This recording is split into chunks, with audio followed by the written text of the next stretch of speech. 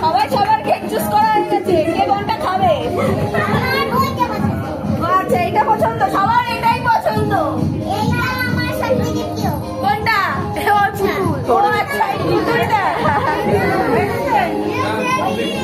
Cake খাও, cake খাও ওকে। আরে ওকে কেক খাও, কেক দাও। প্রচুর এনজয় করছে, তাই তো?